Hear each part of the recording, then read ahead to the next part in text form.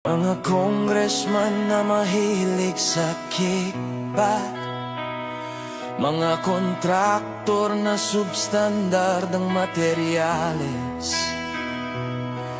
mga tao sa DPWH na mukhang pera. Nasaan ang puso nyo? Saan ang konsensya? Ano kaya